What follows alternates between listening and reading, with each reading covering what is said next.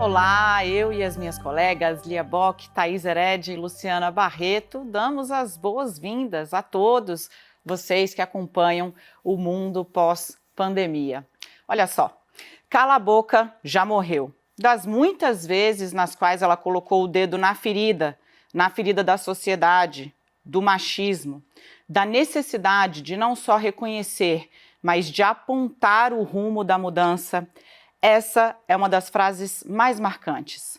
Uma das mulheres mais poderosas do país, ela transparece a força por meio da fragilidade. Pequena, miúda, fala mansa, mas muito potente. Ela usou calças no Supremo quando mulheres tradicionalmente só ostentavam saias. Ela decide o futuro do país, mas com os olhos voltados para os sobrinhos, para a própria família. Ela é completa. O mundo pós-pandemia hoje recebe a ministra do Supremo Tribunal Federal, Carmen Lúcia. Ministra, que prazer ter a senhora aqui com a gente. Prazer o meu, Daniela, Luciana, Lia, Thaís. Enorme prazer de estar aqui com vocês, de poder ter essa conversa.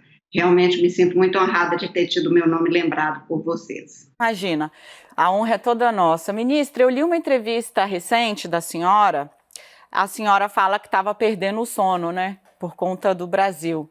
De fato, não é um momento fácil, é uma quadra muito complexa para um país que já vem passando por momentos muito difíceis, né? Há alguns anos a gente vem numa crise que parece não ter fim. O que a pandemia, na visão da senhora, como a pandemia agravou esse cenário? Eu queria saber se a senhora acha que a gente vai conseguir tirar alguma coisa de bom disso tudo que está passando.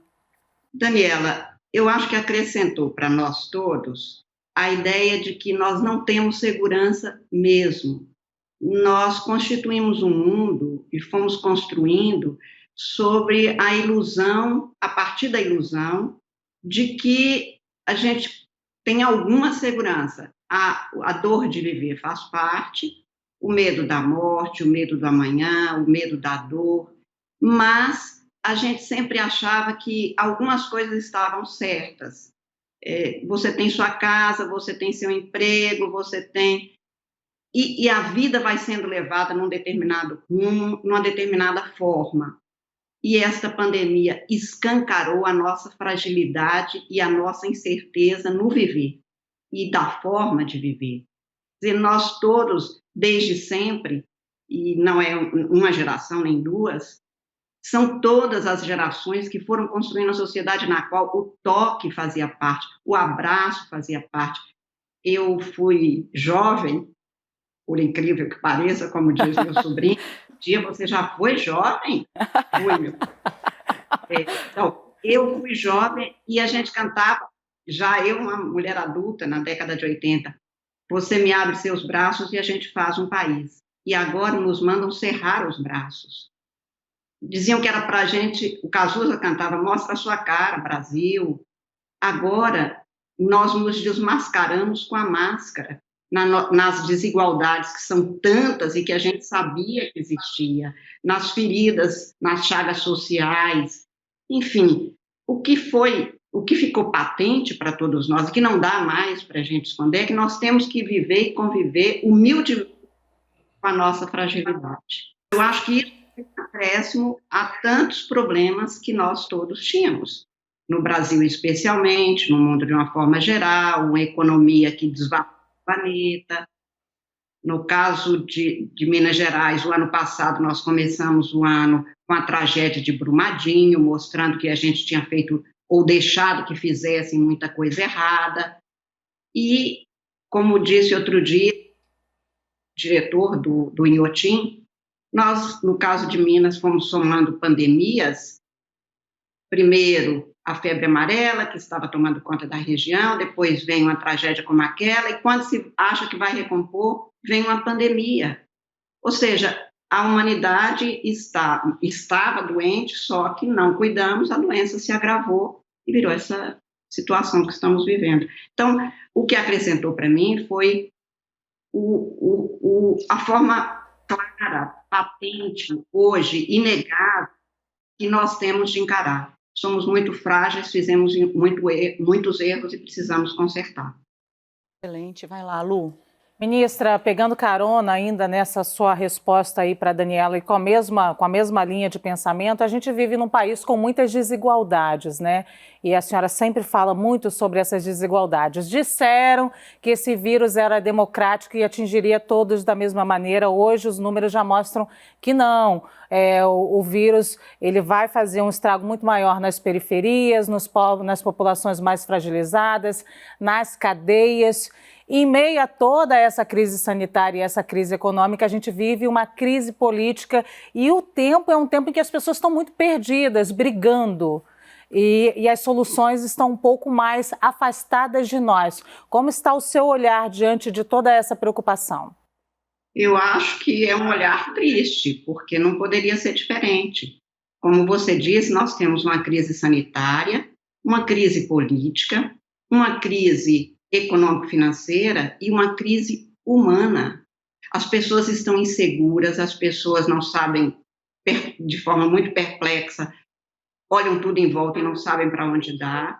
Há poucos dias, um amigo meu, com mais de 80 anos, dizia: me tirar um ano trancado numa casa, sem poder ter contato nem com as pessoas amadas, é uma perversidade da minha história, ele dizia. E é isso mesmo. Não há o que possa ser feito, pelo menos não de imediato, mas há que se reconhecer que é uma quadra extremamente difícil e quando então a Daniela pergunta, vamos tirar alguma coisa boa? Nós temos de tirar, porque nós temos o dever de passar para os mais novos, para as nossas crianças, para os jovens, que viver vale a pena, que o impulso de vida é que nos leva a tentar refazer, reinventar. Talvez esteja usando uma palavra que ficou muito na moda e que não é fácil nem um pouco, mas nos recriarmos como seres humanos, como sociedade e como Estado Nacional. Então, o que me parece, Luciana, é que o meu olhar é também de incerteza, mas sabendo que eu tenho que tirar algo do certo. Eu lembraria aqui para você um versinho de um poeta mineiro, Emílio Moura, que diz: invento uma nova ciência a cada instante, porque a vida não é atrás, mas é adiante. Nós temos que fazer um pouco a invenção de uma novidade que nos dê a sensação de que estamos procurando algo que seja mais certo do que aquilo que fizemos antes. Não é fácil, nem um pouco, mas eu não acho que viver seja fácil. Eu acho que viver é bom, mas fácil não é não. Oi, ministra, Thaís falando aqui. Ministra, uma das coisas que a pandemia provocou foi uma aceleração em vários processos. O Supremo Tribunal Federal vive essa aceleração, com os julgamentos sendo feitos por videoconferência, e ouvi também um relato recente da senhora dizendo que tem trabalhado muito mais, que tem sido muito mais rápida a análise dos processos e a relação com todas as partes. Eu tenho me perguntado e quero ouvir da senhora quanto do humano em nós aguenta essa velocidade por mais tempo, com essa loucura, e aí a loucura é adjetivo meu, é ideia minha, dessa coisa do excesso do home office e dessa solução tão prática que tem nos exigido um esforço sobre-humano. Como é que está a senhora, a experiência pessoal da senhora lidando com essa velocidade maior e como é que a senhora vê a transição para o pós-pandemia com essa ferramenta? Duas coisas, Thaís. Primeiro, muito obrigada pela pergunta, porque eu acho que o que nós temos que perguntar é isso mesmo. Vai ter um pós-pandemia? Essa pandemia provavelmente passa com a chegada da vacina, pelo menos é o que os infectologistas, os cientistas afirmam. E tem sido isso na história, e o aprendizado é com a história neste caso. Vindo a vacina, nós teríamos um momento posterior. E o que há de se perguntar é, isto será um pós mesmo? Ou nós vamos ficar com essa sensação, o estresse pós-traumático, de que talvez isso não acabe de uma vez, no momento seguinte nós temos um outro mundo e uma outra fase completamente diferente. Esse é o primeiro dado que me deixa um pouco em indagação, em estado de indagação. E o segundo é que, quando você me pergunta, isso leva a uma maior ligeireza, uma correria, uma urgência na vida? que talvez seja isso mesmo, a gente sente tanta falta do outro perto que a gente começa a se aproximar à distância, se aproximar de forma virtual, como estamos fazendo aqui, porque não podemos nos perder um dos outros, porque precisamos de meio que compensar a ausência física com esta presença virtual. E talvez isso seja o que nos leve agora a essa busca tão rápida de tudo. Por outro lado, serviços como da prestação da jurisdição, que a gente diria prestar a justiça, as pessoas precisam mais da justiça. Como precisam mais do médico, o número de processos que nos chegam, para você ter uma ideia, me parece que ontem ou anteontem eu recebi 12 novos habeas corpus num dia. Então, se você pensar que você está no espaço de um tribunal constitucional, em que na maioria dos estados nacionais nem se chega a esse tipo de processo facilmente a um tribunal constitucional, e que só uma das juízas recebeu mais de uma dúzia de novos processos daquela classe, não de todas, mas de uma, habeas corpus, você há de convir que a demanda ficou muito maior. E as pessoas têm mais urgência, com toda razão. Você lembrou a questão dos presídios. Quem está preso, com o medo que nós temos da Covid, mas agora, além disso, numa situação de aglomeração compulsória, tem um pânico muito maior disso. Portanto, ele quer saber se ele pode sair ou não com uma rapidez maior, ele não pode esperar. Até que ponto a gente aguenta isso? Acho que estamos nos testando.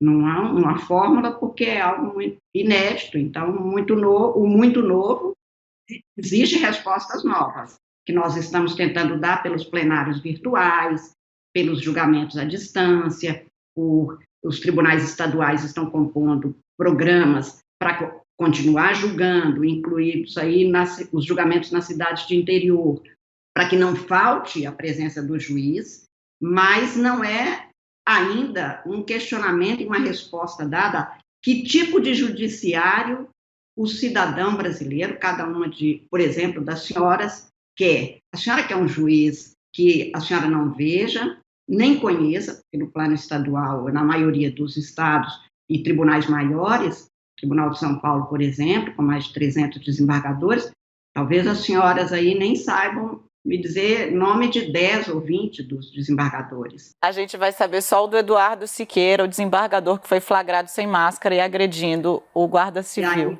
Pois era tudo que o cidadão brasileiro não precisava de saber.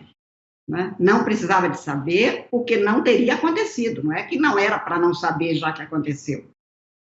Então, para se ter uma ideia, exatamente é isso, Daniela, quer dizer, não se sabe quem é, está se julgando virtualmente, vai continuar sem saber, e há comportamentos como esse que você acaba de citar, que agridem de novo o cidadão brasileiro, que é tudo que não pode acontecer mesmo. Eu queria puxar um pouco por essa história dos presídios. Uma vez a senhora disse, acho que numa entrevista para Marie Claire, que o direito é razão, mas a justiça desperta muitas paixões, né? E no começo de junho, o STF negou a prisão domiciliar para o Nelson Melrer, que foi preso pela Lava Jato. Ele tinha 78 anos e algumas comorbidades. Pouco tempo depois, ele contraiu o coronavírus na cadeia e faleceu. Sobre esse caso específico, enquanto colegiado, eu queria saber, a senhora se arrepende dessa decisão? E, de forma geral, é difícil conviver com esse peso, principalmente agora, de ter que decidir? A função de julgar é muito difícil. Neste caso, o ministro relator explicou, inclusive emitiu uma nota explicando por que ele tinha conduzido o julgamento, e foi o voto majoritário, neste sentido. Todos os dados que ele tinha demonstravam que não era o caso de ele, inicialmente, monocraticamente, impedir a soltura, negar, indeferir o pedido, e depois de levar ao colegiado no qual se manteve a decisão. E, de uma forma específica, neste caso, o que se sabe é que o Nelson Melrer, que infelizmente veio a falecer, foi atendido, mas atendido e estava no hospital, mas atendido no que pode ocorrer mesmo, e que é o grande risco das prisões, de ser acometido por Covid numa situação que não há o tratamento. Então, essa é uma dificuldade, eu diria quase que trágica para o juiz. São o que os americanos chamam de tragic choices, as escolhas trágicas, mas neste caso, como disse o ministro relator no seu voto, e na sua decisão e depois no seu voto, condutor do julgamento, ele se baseou nos dados que ele tinha disponíveis para emitir o julgamento. Ministra, eu quero voltar um pouco, falar sobre a dinâmica do decidir, né? Ultimamente, o Supremo, tragic choices, é basicamente tudo que o Supremo tem tido que se debruçar, e num momento em que todas essas decisões têm um custo muito alto para cada um dos ministros, à medida em que ela reverbera e muitas vezes ela não é compreendida. Os temas são áridos, muitas pessoas acompanhando e muitas pessoas fazendo juízos de valor com base em premissas que não são verdadeiras. A senhora sentiu essa mudança chegando? Foi possível perceber que ia vir aí no esteio de uma justiça cada vez mais provocada e mais exposta, tanto pela crise política, vem a Lava Jato, cada decisão do Supremo era acompanhada como se fosse jogo de futebol. Foi possível perceber esse crescimento desse escrutínio público e de um julgo tão pesado que vem sendo exercido sobre os ministros, sobre a senhora, sobre seus colegas, a ponto, né, de terem recebido ameaças de morte, ameaças contra familiares? Como é que foi esse processo? Eu queria que a senhora revisitasse um pouco. Eu não saberia te dizer em que medida isso mudou nos últimos anos e da forma tão diferente, como você lembra.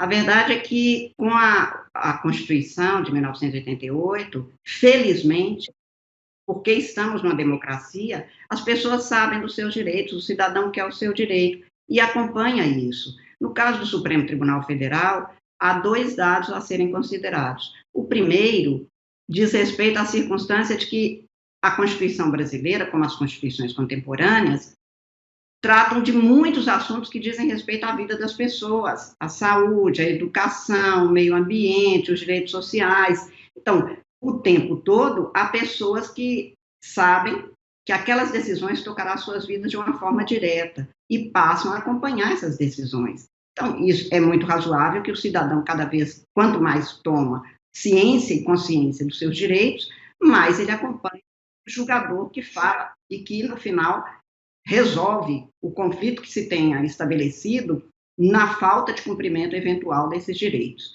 Então, é normal que numa democracia o judiciário passe a ser cada vez mais conhecido. Isso já era mais ou menos dito, por exemplo, por Norberto Bobbio, no final do século passado. Ele dizia: o início do século XXI, nós conquistamos direitos fundamentais e vamos agora fazer com que eles sejam efetivos. A efetividade vai esbarrar em eventual negativa ou obstrução ou dificuldade para se implementar, e vai precisar do judiciário. Por isso, ele antevia o início do século XXI como aquele no qual o poder que estaria em maior evidência seria o poder judiciário. No caso brasileiro, há um segundo dado, é que no Supremo Tribunal Federal nós temos a transmissão ao vivo das sessões. Quando os temas são candentes, claro que isso, televisionado, faz com que as pessoas conheçam.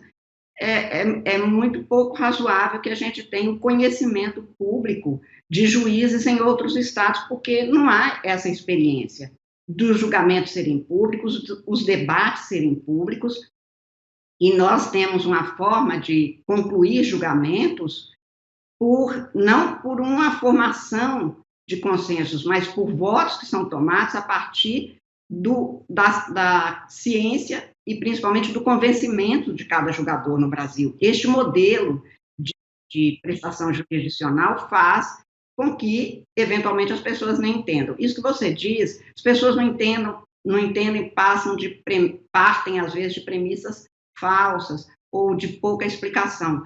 Eu acho que o erro talvez seja nosso, do Poder Judiciário. Nós temos um palavreado ainda muito pouco compreensível.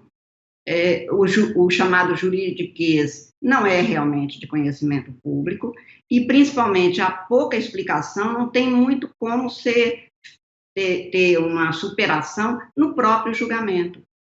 Porque me parece que na hora que a gente repete palavras da lei ou fórmulas jurídicas que são necessárias até para perfeita compreensão, porque nós trabalhamos com a palavra, e, claro, a palavra vai se tornar a vida da pessoa, o direito da pessoa, nós corremos esse risco de não sermos bem compreendidos. E talvez, cada vez mais, o que vai ser necessário é que a gente tenha um trabalho de comunicação para fazer com que a gente seja mais entendido pelas pessoas, melhor compreendido, mas eu acho que isso também é um processo, e este processo está, assim, caminhando neste momento, nessas últimas 3 décadas da vigência dessa Constituição. Hoje você vê o cidadão falando de Constituição. Quando eu era estudante de Direito no final da década de 70, claro, a Constituição era algo que só era de conhecimento estrito do profissional do direito, do estudante de direito. O cidadão não falava da Constituição. Hoje fala. E quando a gente decide conflitos mais rumorosos, isso acaba chegando, claro, à casa de cada um. Todo mundo segue. Quando é algo de interesse, o que é, a própria imprensa se tornou livre, graças a Deus, e com isso ela pode transmitir e dar a notícia, discutir a notícia, e cada pessoa saber o que pensa. Então, vai haver ainda talvez esse espaço, eu acho que em parte vai sendo superado, e aquilo que não foi inteiramente superado também, eu acho que o judiciário cada vez mais precisa de saber como se comunicar com o cidadão. Eu sempre conto, Daniela, que a experiência na justiça eleitoral é muito clara sobre isso. Nós tínhamos sessões que terminavam às vezes 1h da manhã, 2h da manhã, porque as sessões eram noturnas, e às terças e quintas, no período eleitoral, os julgamentos se estendiam até muito tarde da noite. E logo após as eleições de 2012, voltando ao gabinete depois de 1h da manhã, a pessoa me pediu que tinha um vereador que queria falar com a presidente do Tribunal Eleitoral naquele momento. Porque ele tinha ficado esperando o caso dele ser julgado até aquela hora. E quando eu atendi, ele me perguntou isso. Ministro, eu só quero saber isso. Eu ganhei ou perdi? Porque a senhora falou e eu não entendi. Ele só quer saber isso. Vai continuar vereador na hora que mas eu tenho que proclamar nos termos que a lei estabelece. Acolhe os embargos com efeitos infringentes no agravo regimental, no recurso especial. Ele não sabe o que aconteceu. E eu não tenho, neste momento, muito jeito de falar isso de uma outra forma. Talvez no final devesse mesmo ter dito o que significa que o fulano continua no cargo de vereador, ou foi eleito, ou se dá. É que a gente nem tem o tempo para fazer isso e não tem o raciocínio para fazer. Mas é isso mesmo. É um processo, eu acho. Ele tinha ganhado ou ele tinha perdido? Nem me lembro, mas também não diria.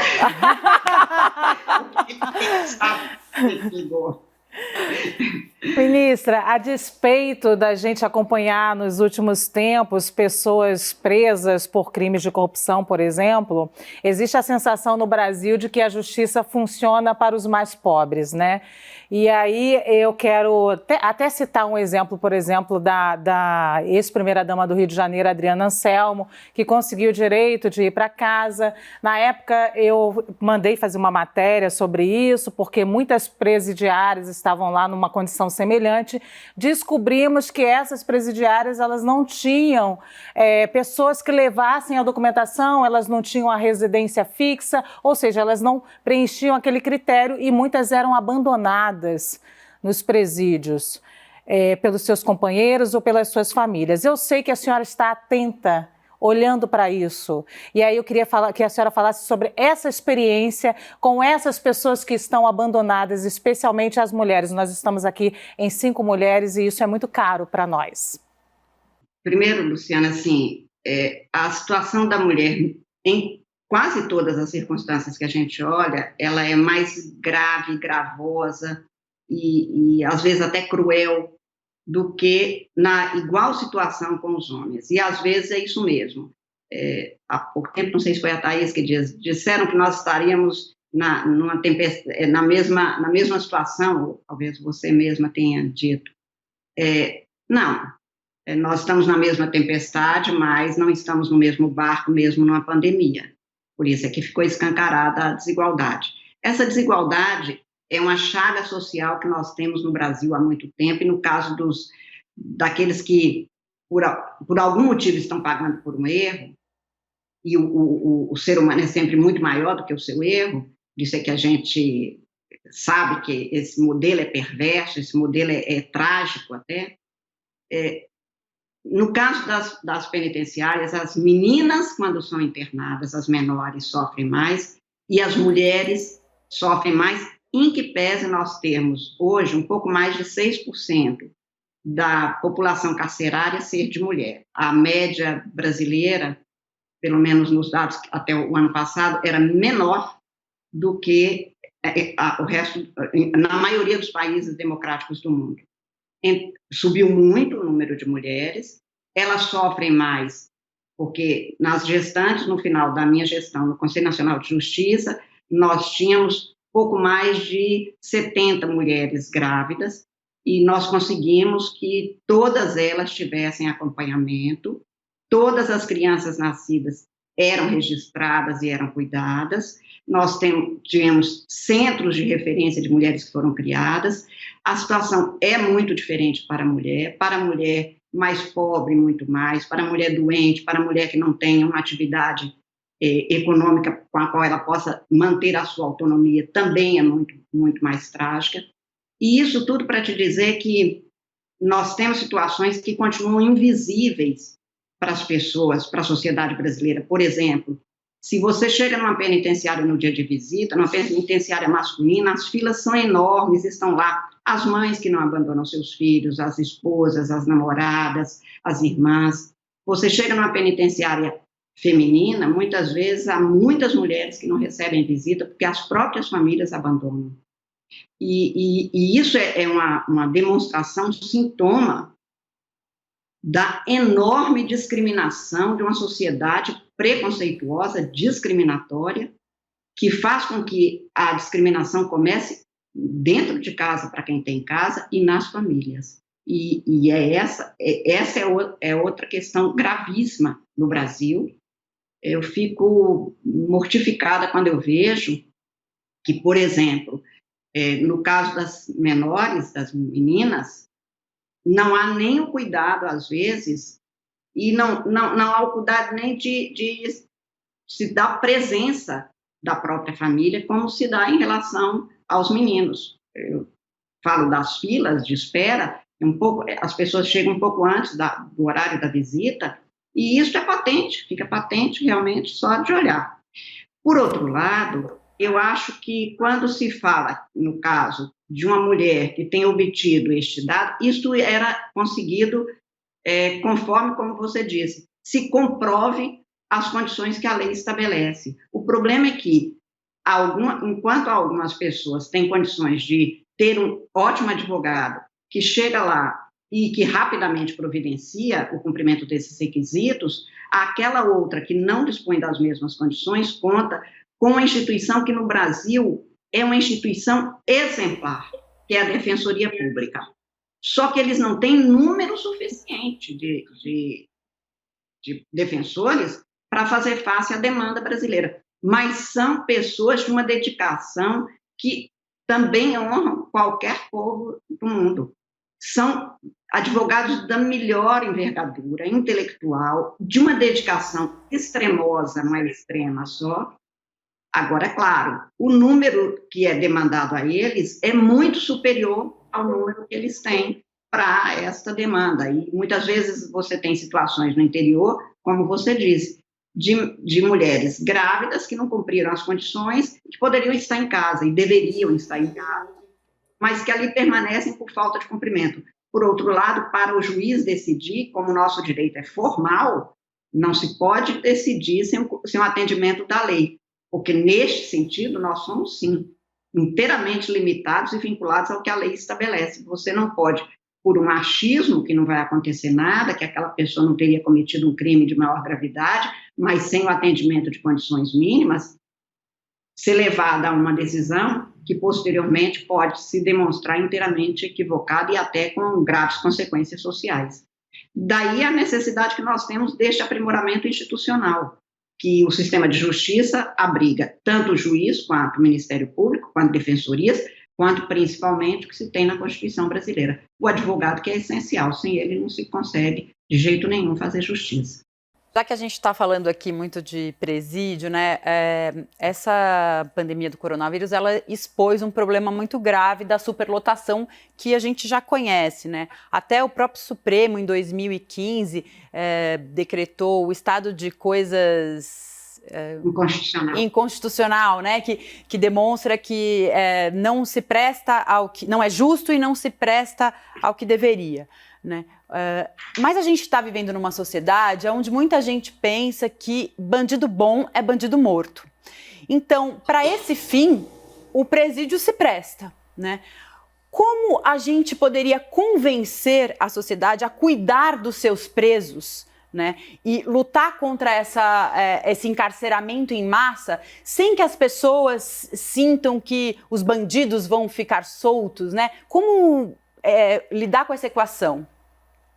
Lia, eu acho que, em primeiro lugar, a prisão é a última das soluções que deve ser adotada, porque é a falência do sistema qual o direito não conseguiu cumprir a sua função de ser uma autoridade que a gente atende porque confia no sistema. Então, no caso brasileiro, é dramático. Eu estive em prisões, visitando prisões em todo o Brasil no período da presidência do Conselho Nacional de Justiça. Só um dos estados eu não estive. E fui nas prisões e conversei com os presos em em 25 estados, mais Distrito Federal.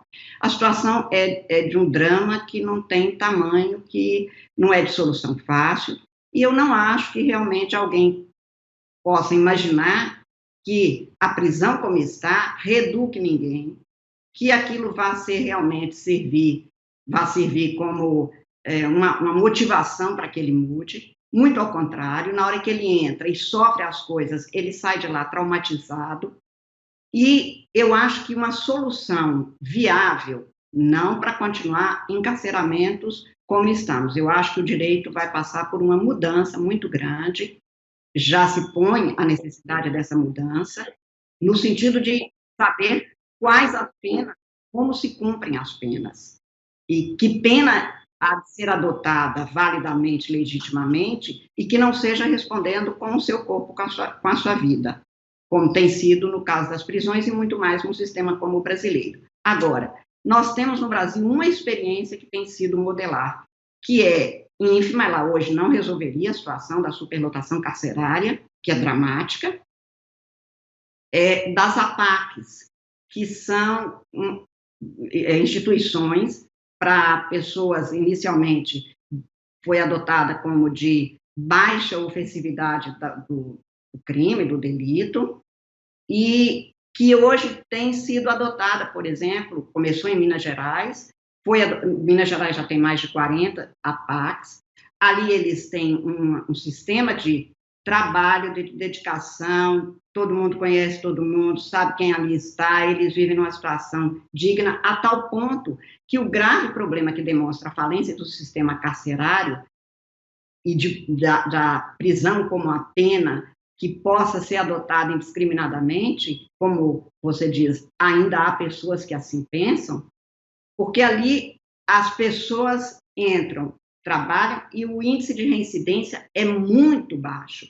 Enquanto no sistema carcerário nós chegamos a ter, em algumas situações, 90% de reincidência em alguns casos, nas APACs nós temos APACs com menos de 10% de reincidência. Ou seja, os depoimentos que todos eles prestam e que são muito expressivos, são no sentido de que, quando ele entrou, ele até pensava em fugir. Aí ele viu que ele poderia se reconstruir como ser humano.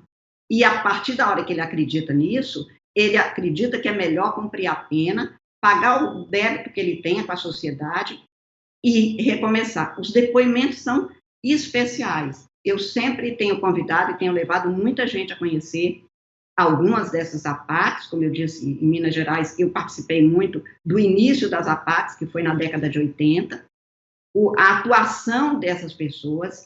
Lá não há agentes penitenciários, os próprios presos é que tomam conta de lá, não há fugas de jeito nenhum.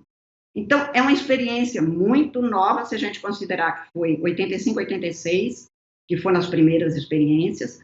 Eu tentei repensar a APAC, porque é só para adulto, para crianças, e queria muito ter iniciado este processo ainda na gestão do Conselho Nacional de Justiça. Queria ver se a gente repensava agora para crianças, porque o modelo tem que ser inteiramente diferente, não é de trabalho, mas de escola, embora a APAC hoje determine a obrigatoriedade da pessoa estudar, mas o tratamento é humano, o período no qual eles passam lá é um período, como eu disse, de aprendizagem e de reaquisição da confiança em si mesmos, sem o que, como a sociedade não acredita neles, eles também não acreditam na sociedade. E na APAC é o contrário. As pessoas estudam, trabalham, saem, e é a sociedade que assume esta pessoa que está nesta reeducação de vida. Então, eu acho que é uma experiência, quer dizer, você me diz como sair, eu não tenho fórmula. Eu acho que o direito penal vai ser repensado rapidamente, até porque hoje você tem um modelo, hoje que eu digo no Estado moderno e no Estado contemporâneo, em que a mesma pena para o mesmo crime. Mas para algumas pessoas, por exemplo, no que eu chamo de crimes de razão, aquele que ele premedita e ele sabe que vai passar durante um tempo, mas depois ele sai, o dinheiro está não sei aonde, ele vai, aspas, gozar a vida. Então, para ele, vale a pena. Essa pessoa tem no dinheiro o maior valor que ele pode perder. Não é passar um ano ali, não é depois sair e ficar com aquele recurso. Para outras pessoas, não foi por dinheiro, foi por outro motivo. Então, talvez, e eu estou apenas conjecturando, fico pensando se o caso não seria de a gente levar em consideração o tipo de crime que é adotado, para que ele serve, por que ele foi praticado, qual a finalidade buscada, para que nós não tratássemos como hoje tem sido tratado, quer dizer, a igualação neste caso, o tratamento igual, que parece que é melhor, porque à primeira vista é mesmo, homicídio é crime, feminicídio é crime, então matou, paga-se desse jeito.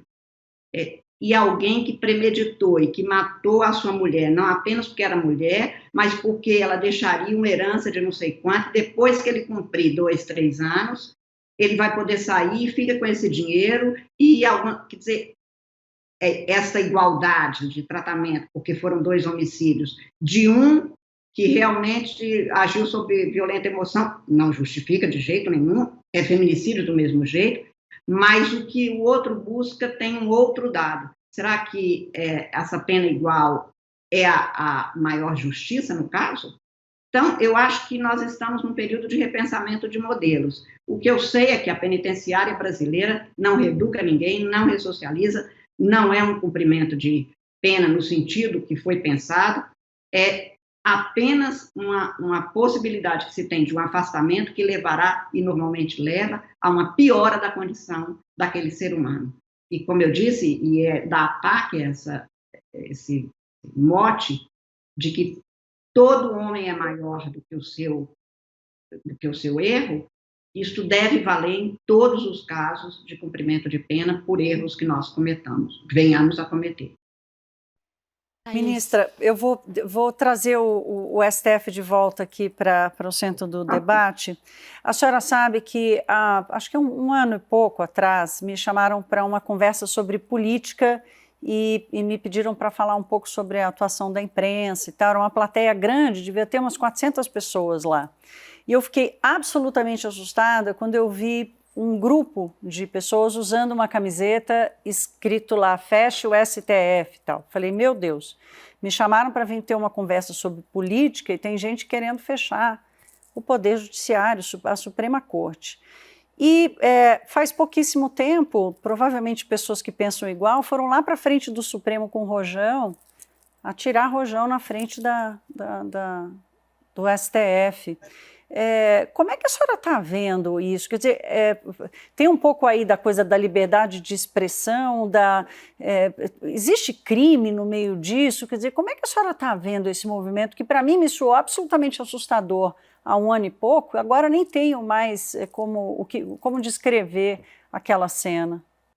Thaís, eu vejo com preocupação a circunstância de as pessoas acharem que sem um direito a vida em sociedade vai ser possível, porque o que o judiciário representa é exatamente uma convivência segundo ditames que façam com que seja possível nós todos exercermos os nossos direitos de maneira igual e, no caso de conflito, no caso de litígio, haver órgãos que, na verdade, quando gritam contra o Supremo, gritam contra o Poder Judiciário.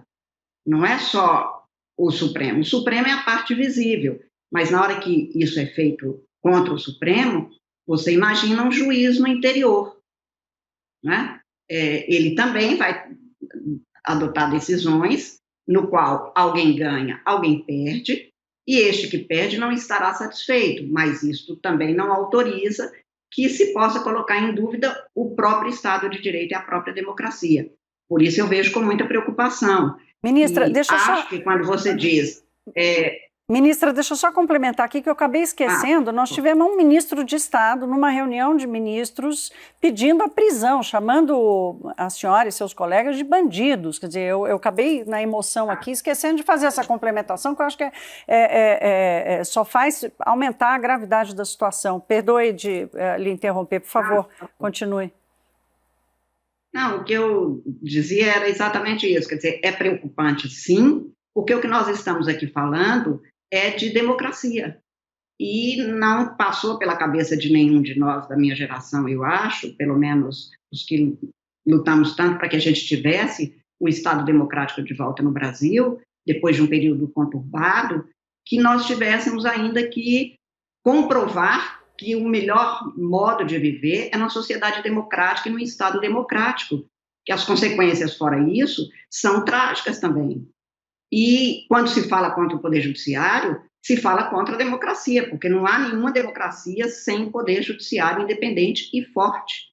E é disso que, portanto, se trata quando há esse tipo de agressão, como você lembrou, no caso de pessoas que soltaram rojões, fizeram referências a alguns de nós, inclusive a mim, expressamente, aos gritos. Isso tudo preocupa muito. Agora, a solução para qualquer questionamento quanto à democracia é mais democracia. É a imprensa livre, expressando, explicando, informando o que é necessário para que as pessoas tenham, eu acho, cada vez mais para si a importância da democracia na vida pessoal. Porque, na verdade, Thaís, nós não estamos falando de democracia só no Estado, nós estamos falando de democracia na sociedade, isso que você acaba de dizer. São atos de cidadãos. E, portanto, significa dizer que ainda há quem questione, sendo que a opção democrática é o que está posto na Constituição brasileira. Estamos no Estado de Direito, logo a Constituição tem que ser cumprida. Acho que tudo isso, quando você diz isso aí, a liberdade de expressão, eu estou trabalhando atualmente, fazendo um trabalho, enfim, um escrito, invertendo um pouco isso, porque a ideia da liberdade de expressão, que foi cunhada desde o início do Estado moderno, a liberdade está lá na base do século revolucionário, do século XVIII, era a liberdade de se exprimir livremente. E isso era suficiente para que a gente entendesse do que se estava garantindo no sistema constitucional. Isso está na Declaração dos Direitos do Homem e do Cidadão, de 1789, e a partir daí essa construção. O que hoje eu quero trabalhar é na ideia da expressão como liberdade, porque o que interessa ao direito, e o direito garante, é a expressão como exercício de liberdade. A expressão pode ser uma arma contra o outro, pode ser uma injúria contra o outro, pode ser. Então, o que interessa ao direito é garantir a sua liberdade, que se expressa, Se expressa na literatura, se expressa na música, se expressa na conversa, se expressa de uma forma muito necessária para a sociedade democrática, no Estado, na imprensa, mas é preciso que a gente tenha isso em consideração, que o que é o objeto da garantia jurídica, da garantia do direito, é a liberdade, na sua diversificada forma de expressão, de se exprimir. Não é a expressão que é o cuidado da liberdade, porque a expressão pode ser uma ameaça que você faça a uma colega sua. E, neste caso, o direito não protege, porque não é seu exercício de liberdade. Eu estou falando da expressão da liberdade como algo que interessa à política, ao direito, a todas as formas de construção humana para melhor viver. Eu, ao invés de falar em liberdade de expressão, neste meu livrinho, eu estou falando na expressão da liberdade. Todas as formas de expressão da liberdade são democraticamente garantidas no sistema jurídico. Por exemplo, o ditador não gosta de música, não gosta do artista, não gosta da cultura, não gosta da... Em geral, todas as formas de expressão livre incomodam, porque são as artes, por exemplo, transgressoras, para que a gente possa evoluir. Mas isso interessa ao direito para ser garantido e para que o ser humano possa evoluir democraticamente no espaço de liberdade que ele é assegurado, até para cumprir sua vocação digna de ser o que ele quiser ser. Então, nós mulheres falamos talvez mais disso porque nós ficamos silenciadas. Há poucos dias uma pessoa me disse, vocês mulheres são a maioria silenciosa. Eu falei, não, nós fomos silenciadas. Silenciosas nós não fomos. Aliás, uma das formas de nos neutralizar, de nos calar, era debochando, era fazendo brincadeiras, dizendo que nós éramos faladeiras. Mulher conversa demais, mulher não é confiável. Algumas instituições nem admitiam mulher porque elas não conseguem guardar segredo. Essa formulação é o silêncio que faz com que os direitos sejam amesquinhados. E essa é a expressão livre que não pode ser, de alguma forma, restringida. Mas a mesma expressão, a mesma palavra, que pode amenizar ou até acabar com uma briga, com uma discussão, também pode fomentar o conflito para aumentá-lo mais e mais. Então, eu acho que o que nós temos agora é que trabalhar na ideia de que expressão livre se garante no sistema e que expressão não é espaço de liberdade, mas é espaço de ofensa, é instrumento de ódio, é isso que a gente tem que talvez trabalhar e o direito precisa de levar isso em consideração. Talvez isso seja uma forma de a gente distinguir o que é expressão livre da expressão que não é manifestação de liberdade. Tudo que for manifestação da liberdade, transgressor ou informativo, e nós não vivemos hoje sem informação. A pandemia mostrou isso. Talvez nunca a imprensa livre tenha sido tão necessária de forma notória como está sendo agora. É a liberdade de quem é informado e a liberdade de quem informa. A senhora falou um pouco sobre o processo de mulheres não silenciosas, mas sim silenciadas.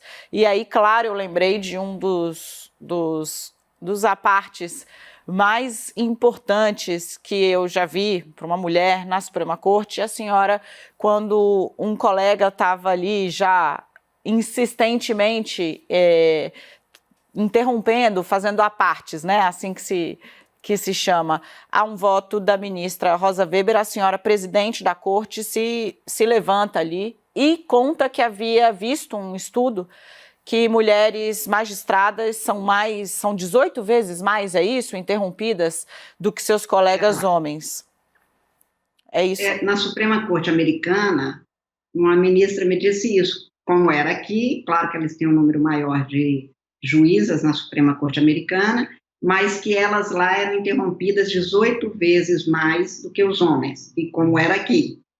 E aqui não é muito diferente, agora já há pesquisa sobre isso, que é uma demonstração também de como se comportam os homens em geral quando se está diante de situações nas quais mulheres falam em igualdade de condições, quer dizer, há quase que um hábito dessa interrupção, como há pedidos de vista hoje, que se sabem em muitos tribunais, maiores quando as mulheres são relatoras do que em relação aos homens. Nós temos tribunais no Brasil que tem 57 homens e uma mulher, e ela me diz que é extremamente difícil ela conseguir falar alguma coisa, como há alguns tribunais que não têm ainda mulheres no Brasil. No caso do direito, ainda é algo por conquistar, especificamente em tribunais. No caso da justiça trabalhista hoje, a maioria das instâncias iniciais da carreira, que se dá por concurso, é de mulheres, mas a maioria do Poder Judiciário ainda é de homens. E isso é a mesma coisa, nós tivemos uma procuradora-geral, mas os casos todos os outros são homens. A Ordem dos Advogados do Brasil, que hoje tem uma maioria de mulheres inscritas, nunca tivemos uma mulher presidente, e hoje temos uma diretoria com mais de 1 milhão de advogados no Brasil. A maioria é de mulheres inscritas, como eu disse, mas não há ninguém na diretoria, nenhuma mulher na diretoria.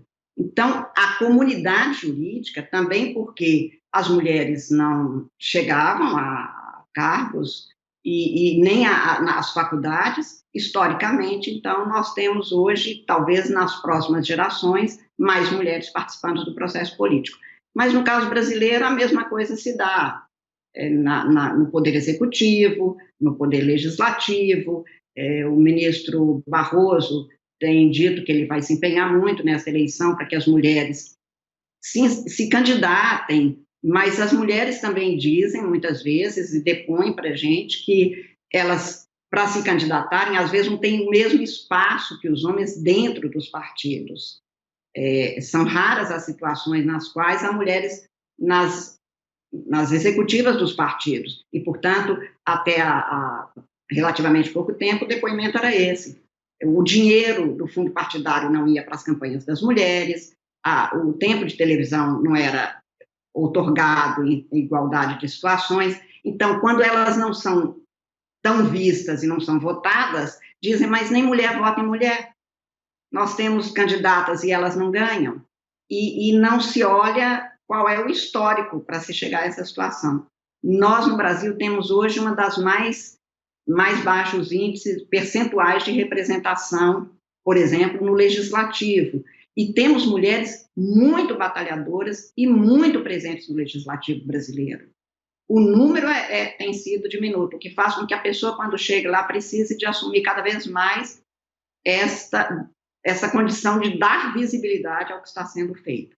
Mas a situação de preconceito, acho que ninguém duvida dela, porque tanto pela circunstância de não se dar as mesmas condições para que homens e mulheres cheguem aos cargos, como até a educação, que é a grande chave da transformação pela qual o Brasil, acho, precisa de passar, investir em educação, tudo que se puder, para que a gente tenha uma mudança para uma sociedade mais democrática, aí sim, Thaís, com conhecimento do porquê está sendo adotada esta ou aquela providência, por que se está querendo esta ou aquela opção, o que significa um poder judiciário, o que significa ter direitos e exercer direitos, e eu acho que tudo isso passa pela educação, que tem que ser igual para homens e mulheres. Na casa de cada uma de nós 5, a educação é igualzinha para homens e mulheres. Por exemplo, no aniversário de um sobrinho, você dá o presente pensando que ele é um homem ou uma mulher, porque eu vejo que continua havendo crianças hoje com 1 ano de idade que, vou para o aniversário, a pessoa já te pergunta, é homem ou mulher? Porque aí ele te oferece um carrinho, uma bola e uma coisinha, uma bijuteria, um mimo bem mais frágil para a menina. E esse crescimento é feito desse jeito e portanto, é aquilo da Simone de Beauvoir, a gente se torna mulher e vai se tornando com todo este este acervo de informações. Se você cair sujo vestido, tem alguém para te levantar. O menino, levanta aí, você é homem. Caiu, levanta, aprende a andar. Nós aprendemos, nós meninas da minha geração, quase centenária que eu sou, aprendemos a brincar. Os homens aprenderam a jogar. Os meus irmãos mais velhos, desde pouquíssimos anos de vida, jogavam bolinha de gude, é um jogo. O Bob, quando escreve na Democracia como um jogo, me despertou isso. Quer dizer que é preciso aprender a jogar, a conviver com o outro, a saber que o outro ganha, que você não vai matar o adversário, você tem que vencê-lo e convencê-lo da jogada. E tudo dentro de regras pré-estabelecidas. Nós não, ensinaram-nos a brincar de casinha, brincar de boneca, e esta brincadeira não tinha sequer o despertar de uma consciência para esta convivência com algum conflito que se soluciona pela formação de consensos com respeito às divergências. Isto nós, na minha geração, foi sendo constituído aos poucos pelas nossas experiências. Mas eu continuo a questão entre nós 5, nas nossas famílias. Meninos e meninas hoje são educados de maneira muito diferente do que nós fomos dentro de casa, porque nas escolas precisam ser, porque o nível de informação tem que ser o mesmo. Mas eu ainda fui interna em colégio de freira, em que se separava até homens e mulheres, e o currículo era diferente, o programa escolar era diferente. Para se ter uma ideia de como a sociedade vai criando, não a diversidade, que é plural, democrática e necessária. Muito bom, eu falo, a questão dos grandes problemas e das grandes soluções para uma sociedade que não seja preconceituosa, machista, discriminatória, e nós estamos falando de mulheres, mas também contra negro, contra pobre, contra os homossexuais, que me dizem nas audiências, como há pouco tempo me diz, mas a senhora era sempre amparada pela sua família. Eu sofri preconceito, ministra, dentro de casa. Eu quase fui expulsa e a única pessoa que ficou ao meu lado foi a minha mãe, foi alguém. Quer dizer, há quem sofra mais do que nós, mulheres. Então, numa sociedade com tantos preconceitos, nós temos muitos problemas a serem resolvidos, para que a gente tenha uma sociedade no qual homens e mulheres colaborem igualmente para a melhoria, para o aperfeiçoamento de todo mundo, da sociedade como um todo. Acho que isto é o que haverá de ficar na transformação pela qual é necessário passar a sociedade brasileira. Ministra, é que eu lancei... acho que o momento não é mais de reforma. Não é de reformar, é de transformar. Eu lancei o dado e a senhora foi, e eu nem consegui fazer a pergunta, mas eu quero fazer, porque eu acompanhei muito de perto a sua passagem pela presidência do Supremo e do CNJ. Uma parte do trabalho no CNJ a senhora detalhou bastante aqui. Mas, na presidência do Supremo, o tipo de cobrança que é feita sobre a mulher e sobre o homem, ficou muito explícito que existe uma diferença.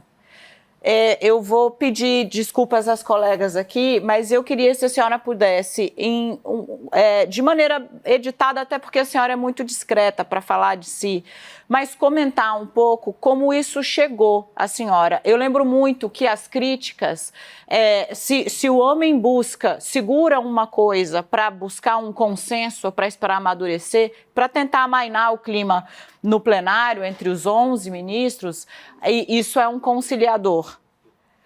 Se uma mulher faz a mesma coisa, ela é vacilante. Eu queria que a senhora contasse um pouco como foi essa experiência e como a senhora sentiu na pele aí, ocupando a presidência do Supremo Tribunal Federal, a diferença de tratamento que existe entre um homem e uma mulher. A gente não acho que, não sei, a outra ministra presidente, foi a ministra Ellen, que também passou por esse tipo de experiência e de tratamento que precisa de ser cuidado, sabendo que somos mulheres que estamos no exercício de um cargo público. E então, durante a presidência, Daniela, não dá muito para ficar raciocinando sobre isso. Você tem tantos problemas porque você fica 24 horas no ar. Então, não dá para ficar pensando se houve diferença nem nada. Depois que passa, que a gente começa a ver. Mas eu já sabia de muito antes, e quando fui procuradora-geral do Estado de Minas Gerais também me aconteceu, de uma pessoa que trabalhava na mesma assessoria que eu era procuradora de carreira e vinha a ser procuradora-geral. Quando fui nomeada procuradora-geral, um dos meus colegas de assessoramento falou: eu não nasci para obedecer mulher, e pediu a saída da assessoria. Então, eu sei isto. Se um homem chora em público, é sensível. Se a mulher chora, é fraca. Se um homem procura, como você disse, conciliar e conversar, é conciliador. Se a mulher procura, é vacilante. Que o tratamento vai ser diferente, o tipo de cobrança vai ser diferente, e a cobrança realmente é feita desse jeito e você tem que lidar com isso. Porque você tem um outro dado quando está no exercício da função. É que há problemas para serem resolvidos e que são mais importantes que você. E que você tem que abrir mão de você neste momento para dar conta daquilo que te é posto como responsabilidade. E quem exerce função pública hoje e função de juiz, não exerce uma função que te dê muito espaço para ficar pensando, muito menos quando você é, durante todo aquele período, acionada na contingência que era. Na minha presidência, a morte do Teori impactou o Brasil, e eu sabia que, desde os filhos dele precisavam de uma presença humana, e o Brasil precisava de uma presença impessoal para que as coisas continuassem. Não dá para pensar em si, nem um minuto. Se você me perguntar hoje como é que eu escolhi a roupa que eu saía de manhã para o trabalho, eu não tenho a menor ideia, por enquanto. Eu acho que uma hora isso vai vir, mas eu não sei, porque não dá para você pensar. Pessoas me perguntam, outro dia uma colega sua me perguntava: ministra, por que quando se entrevista mulher, se pergunta sempre por que ela pesa tão pouco, a senhora pesa 42, 43 quilos, sempre tem essa pergunta. Eu disse, se eu pesasse 60, também eu me perguntar por que eu não faço, se eu faço alguma coisa para emagrecer. Não tem, aí faz parte. Eu não vou me preocupar com isso, porque eu não posso, isso não é o essencial. Quando você está num exercício de função que te pede em excesso, você não pensa em você, você pensa no outro. É mais ou menos como você está numa condição, é a mesma coisa, eu acho, de estar numa condição na família em que tem alguém que precise tanto de você, por uma doença, por uma contingência qualquer, que você se põe em segundo plano por solidariedade, no caso da família, por responsabilidade, no caso de uma função pública. Eu acho que foi isso que se passou comigo. Eu sei que existe a diferença de tratamento, a diferença de cobrança continua existindo, continuará ainda. Sei o que a ministra Ellen muitas vezes passou, que foi a primeira presidente, né? Sei, assim, matérias que saíram sobre ela, que, relativamente a outros ministros que tiveram aquele mesmo comportamento até exacerbado, nunca foi objeto nem ao menos de uma nota. A diferença era essa, era a primeira mulher presidente. Eu queria chamava atenção, e chamava atenção com toda a carga que tem e que traz o tratamento relativo à mulher num cargo público. Eu queria puxar um pouco essa história, mas voltado mais para a senhora. Hoje é muito comum e considerado normal as mulheres assumirem e dizerem: eu não quero ter filhos. Mas há muitos anos isso era inviável, ter filhos era uma condição quase que obrigatória para a mulher. E a senhora foi vanguarda nessa decisão, né, de não ter filhos. Eu queria saber como a sociedade no seu entorno viu isso. A senhora sofreu preconceito, pressões, teve estranhamentos, como isso foi recebido, essa atitude que foi tão vanguardista? Eu tenho uma mãe, que eu digo, a despeito de já não estar aqui, mas a minha mãe, eu acho que era muito à frente do seu tempo. Ela sempre diz o seguinte: casamento se termina na hora, se termina antes, se termina na hora, se termina depois. Portanto, aqui em casa, eu quero que vocês sejam independentes. A obrigação que o papai e a mamãe sempre deram foi de a gente estudar para conseguir nos manter com alguma coisa que eles diziam: trabalho é difícil, melhor que vocês tenham a chance de optarem por alguma coisa de que vocês gostem, mas era obrigado a estudar. A única obrigação que a minha família impôs foi essa, de a gente estudar e ser capaz de viver às próprias custas. E não querer nada mais do que a gente fosse capaz também de ter. Com isso, a questão, por exemplo, tem uma irmã que é um ano mais nova do que eu e que se casou muito jovem, assim que ela tinha entrado na faculdade de arquitetura. E a mamãe impôs como condição para permitir o casamento que ela não parasse de estudar e depois não parasse de trabalhar. Ela teve 2 filhos no ano depois de casado, um em janeiro e um em dezembro.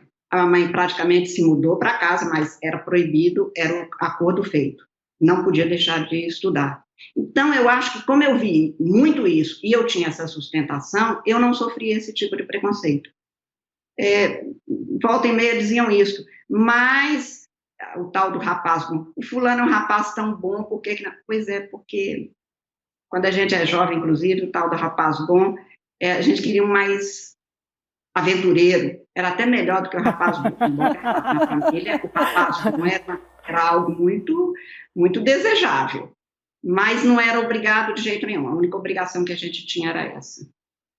Ministra, eu posso? Pode, deve. Posso. Ministra, eu queria voltar ao tema das mulheres silenciadas e nós tivemos 2 tentativas frustradas, simbolicamente falando, e eu quero lembrar Maria da Penha e Marielle Franco, foram nomes que foram silenciadas de forma violenta, mas ganharam o mundo e até hoje reverberam entre nós por suas especificidades.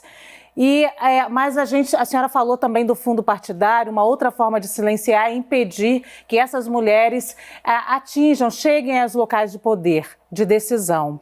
E aí existe uma discussão agora no TSE em relação ao fundo partidário, que é dar proporcionalmente esse dinheiro às mulheres e aos negros. A gente sabe que, por exemplo, a gente viu em 2018, 13% mais ou menos de candidaturas de mulheres negras, só para citar um exemplo, e elas ganharam só cerca de 6%, metade da verba do fundo partidário. Ou seja, você vai lá, se candidata, preenche a cota, mas a gente não te dá o dinheiro, você não ganha visibilidade, você não vai ganhar a eleição, como a senhora mesma falou. A senhora é a favor desse investimento proporcional que está se discutindo no TSE? Sou, porque eu acho que sem esta ação que afirma direitos e propicia a efetividade do direito, vai continuar a ser retórica legal por um bom tempo. Eu acho que o mais democrático é a gente nem precisar de cotas, mas numa determinada fase da história, essas ações são necessárias para que a presença de mulheres, de negros, enfim, de todas as chamadas minorias, de índios, de homossexuais, transexuais, que todos eles tenham esses espaços possíveis naquilo que seja possível. No caso das mulheres e de negros, no Brasil, nenhuma dúvida quanto ao preconceito que é forte e que abarca ou atinge uma gama enorme de pessoas que poderiam, inclusive, colaborar. Você cita Maria da Penha, e há poucos dias, num seminário, alguém contava isso, que a Maria da Penha cumpriu um papel no Brasil que é inegável, porque ela teve a coragem de seguir adiante, de buscar o que era o seu direito, de ter um julgamento justo e com uma resposta eficaz. E no plano internacional, porque o próprio judiciário brasileiro não tinha dado a resposta adequada. E, com isso, levou-se ao surgimento da Lei Maria da Penha, que é modelar o mundo inteiro. Acabou reconhecendo a qualidade dessa lei. A despeito disso, nesta pandemia, por exemplo, o crescimento da violência doméstica superou os 30%. E as mulheres dentro de casa com o próprio agressor nem tinham como fazer a representação. Há poucos dias atrás foi criada uma campanha do Conselho Nacional de Justiça para que a mulher possa, com uma marca na palma da mão, ir até uma farmácia, por exemplo, e mostrar para que ali na farmácia alguém denuncie, chame a polícia ou a Ronda Maria da Penha, onde estiver, para que ela seja acudida, porque ela não tem nem como chamar, ainda que ela tenha acesso a um telefone, o agressor está ao lado. Esse crescimento nesses 4 meses de mais de 30% de violência doméstica é assustador. Porque isto é a barbárie já. Isto agora mata aquilo que quando a ex-presidente Dilma sancionou a lei estabelecendo o feminicídio no Brasil, ela dizia isso. É o único lugar em que é a única pessoa que é morta por ser o que é, mulher. Isso fica realmente completamente fora de qualquer marco civilizatório, no sentido de que os direitos humanos são a conquista não de uma pessoa, não de um país, mas da humanidade, e que não é possível haver o retrocesso. Nós temos no direito constitucional o princípio da vedação do retrocesso. Não dá para retroceder, porque foi uma conquista da humanidade, não de uma geração. Ministro, eu quero falar sobre responsabilização, e especialmente neste momento, né? O brasileiro, nós somos muito bons em reclamar, mas, quer dizer, temos dificuldades em assumir responsabilidade. A política, eu acho que é um bom retrato disso, né? O presidente diz que a responsabilidade pela crise é dos governadores e dos prefeitos, os governadores e prefeitos dizem que a culpa pela pandemia está ter causado tantas mortes e ter tido um resultado tão ruim é do presidente da República e a negação dele pela gravidade dos fatos. Como é que a senhora acha que caminha essa característica, essa virtude ou esse perfil de responsabilização da sociedade, do poder público constituído? Eu acho que a responsabilidade, que é princípio constitucional, precisa de ser feita, validamente feita, nos termos que a Constituição estabelece, e aí ela estabelece com muito rigor no caso do poder público, não no caso da sociedade, em que a responsabilidade cívica de cada um de nós vai de uma educação cívica também, de uma participação democrática, de saber que sou responsável por mim, mas principalmente sou responsável pelo outro. No caso do poder público, não, aí é dever. A Constituição é expressa no sentido de responsabilizar com este entendimento. Responde pelo que faz aquele que faz algo contra ou a despeito da lei. E nisso que você põe, Thaís, mais a responsabilidade política, que ela é mais ampla no sentido do espectro que cobre, mas menos contextualizada juridicamente, digamos. No que se refere à responsabilidade, não há república sem responsabilidade do agente público. Quer dizer, nós respondemos pelo que fazemos juridicamente, e aí o que a gente pode fazer, como pode fazer, tem limites. Isso todo mundo. O juiz age de acordo com a lei, não pode agir, eu dei o exemplo agora, se uma pessoa não apresenta documentos, eu não posso decidir, ainda que eu achasse que até fosse razoável, mas eu não tenho como fazer isso ao lado da lei, passando ao lado da lei. Isso vale também para o executivo, que tem espaços de discricionariedade, no plano municipal, no plano estadual, no plano federal. Isso, e o que você chama de somos bons em reclamar e não em responsabilizar, na verdade, no Brasil nós temos uma dificuldade, talvez, seja de apurar responsabilidades mais do que responsabilizar. Porque eu acho que alguns institutos no Brasil deram certo. Por exemplo, o da responsabilidade jurídica deu certo. A gente sempre olha no plano nacional, mas no plano local, plano municipal, é muito comum o número, a gente vê ações de improbidade, ações populares, cidadãos entrando em juízo para dizer que o prefeito nomeou sem concurso público. É muito comum. Cada vez mais o cidadão tem uma participação. Quanto maior for a participação do cidadão, maior a responsabilização possível por parte do Poder Judiciário. Eu acho que alguns institutos, dentre os institutos de direito que deram certo no Brasil, da responsabilidade jurídica, é que você falava um pouco da responsabilidade política, que aí tem um conteúdo, digamos, que eu acho diferente mesmo. Ministra, a gente está chegando ao finalzinho dessa conversa e eu queria pedir aqui para a gente usar esses últimos minutinhos para a senhora refletir um pouco sobre a história, né? A responsabilização jurídica, mas a história cívica também, né? E a história provavelmente traz esse senso da maneira mais aguçada. Como é que a senhora acha que esse momento que nós estamos vivendo vai ser registrado na história?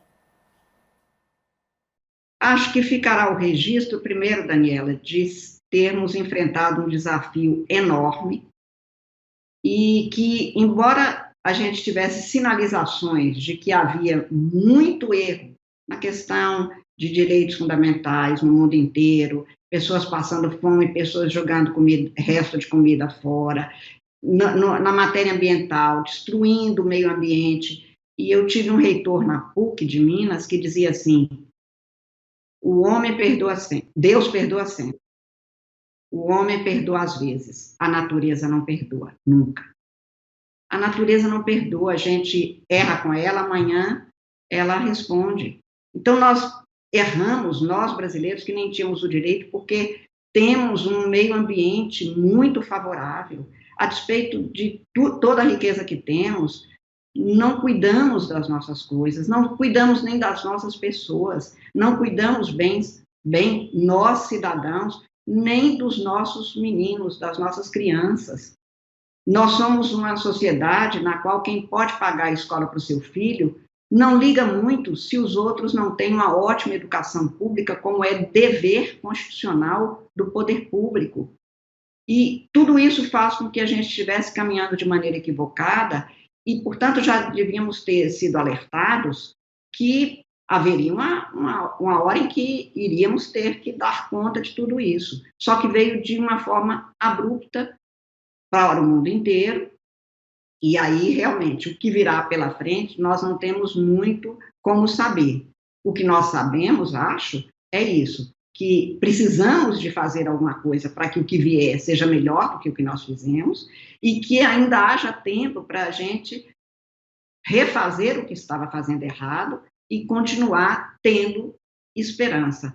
Não esperança de ficar sentado esperando que algo aconteça, mas de atuar para que isso que seja a esperança de algo muito melhor, de um bem viver muito diferente desse que nós estamos passando, que aconteça. Eu, esses dias, citava Santo Agostinho, que dizia que a esperança tem duas filhas, a indignação e a coragem. A indignação nos ensina a não aceitar as coisas como elas estão, e a coragem nos ensina a mudá-las. E eu acho que o que a vida está pedindo da gente, como diria Reobaldo na fala célebre de Guimarães Rosa, é isso, coragem. Para que a gente saiba que a transformação se impõe, não é opção mais. Que nós não podemos continuar querer bem só a quem está perto, ignorando que quem está perto é o espelho de quem está um pouco mais longe, que talvez esteja sofrendo mais do que a gente. Eu sempre acho e digo que, quando me perguntam por que eu luto tanto, principalmente pelas mulheres que mais sofrem, as que não tiveram as oportunidades que eu tive, eu digo que eu sinto realmente como, lembrei há pouco da minha mãe, vou lembrar de novo, que ela dizia, onde uma mulher estiver apanhando, é na cara da gente que estão batendo. Eu acho que talvez a gente precise de aprender isso, a saber que a solidariedade não é para o bem do outro, é para o bem da gente mesmo. Talvez essa pandemia seja um momento de reflexão e de proposta de transformação. Mas eu também sei que mudar não é fácil. Mudar impõe você precisar, e acho que precisamos, querer, é preciso perguntar se nós queremos, saber como mudar, e nós estamos no momento de não saber ainda como, mas precisamos de fazer, que é a quarta etapa, que eu acho que nós temos que ter coragem para enfrentar. Continuar nos indignando, porque há muito por que nos indignarmos, com um mundo tão desfeito, tão cheio de problemas que não precisavam mais de estar acontecendo, e que a gente sabe que foi por ação do próprio ser humano, e em que nós contribuímos para que essa transformação ocorra. Acho que eu me arrependo, para usar uma palavra que foi usada aqui, de algumas coisas que talvez não tenha sido feito na medida em que, e na rapidez que deveria ter sido feita. E eu me pergunto em que eu participei disso. Mas eu acho que eu tenho sempre o empenho de querer acertar e de aprender com eventuais erros de que eu também tenha participado.